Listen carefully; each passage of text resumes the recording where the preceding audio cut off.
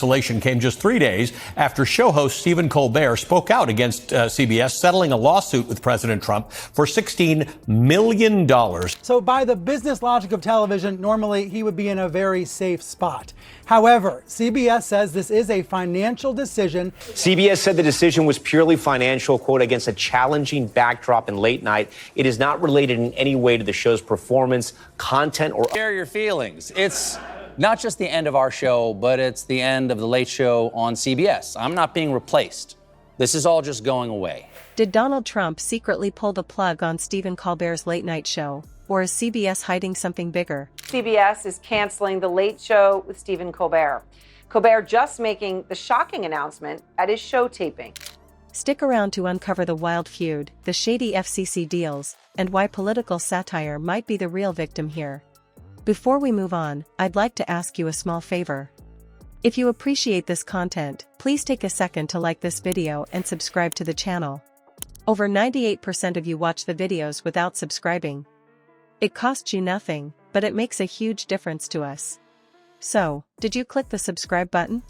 Great! Thank you so much. Now, back to the video. CBS says Stephen Colbert's sudden departure from the network was due to a creative transition. The fallout continues after CBS announced that it's canceling The Late Show after a 3-decade run, citing financial issues at the network. Sounds official, right? But honestly, does anyone believe that?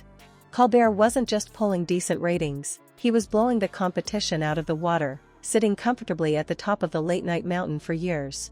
If anything, the man was the very definition of a solid investment. Well, look, it's clear to me that Colbert doesn't have it anymore. And it's sort of sad to see what's happening to Colbert. They obviously can't get it done. They're not making money over there. Stephen Colbert is the highest rated program in late night television. He beats his competitors. He's been going at it for 10 years.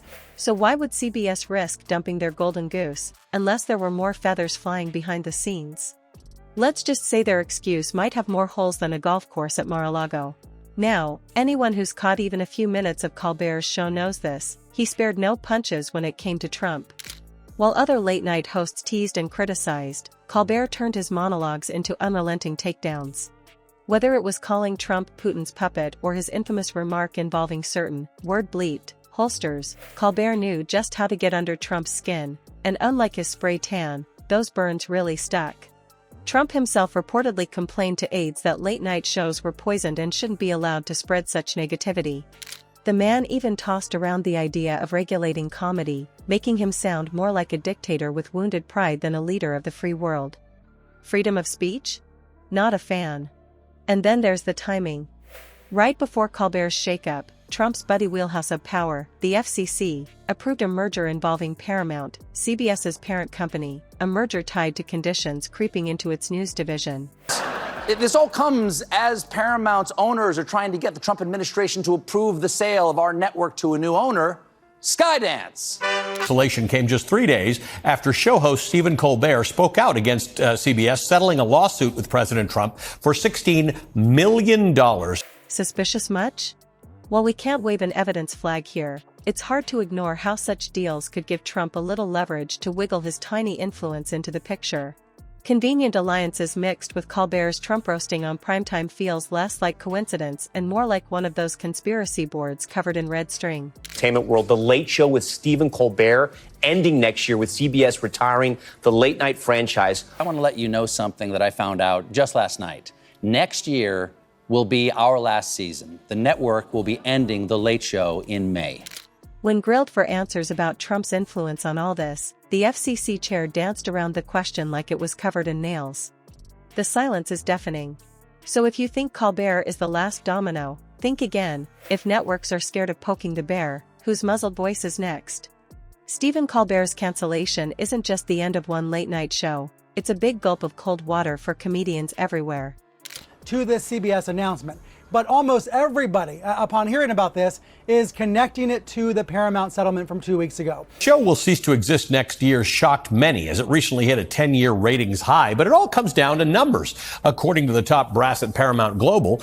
Think about it. If a top-rated show with a massively popular host can be yanked out of the lineup, it sends a loud message to the rest of the comedy world: tread carefully. And when it comes to Donald Trump, it seems like treading carefully almost always means staying silent. So by the business logic of television, normally he would be in a very safe spot. However, CBS says this is a financial decision. Over the past few years, plenty of comedians have admitted they're pulling their punches or steering clear of Trump. Why? The backlash. The online mobs. Or worse, the very real threat of lawsuits from Mr. Sue You for Fun himself. Trump has a way of spinning jokes into jabs and marinating in that victim narrative. Remember when he called comedians unfunny and said their jokes were too mean? That's rich coming from a guy who calls people losers at his rallies like it's an Olympic sport. He's not just taking offense, he's flipping the script, playing the sensitive underdog while painting comedians as bullies who are out to get him. It's almost impressive, in a sinister way, like watching someone trip over their own feet and then blame gravity for being rude.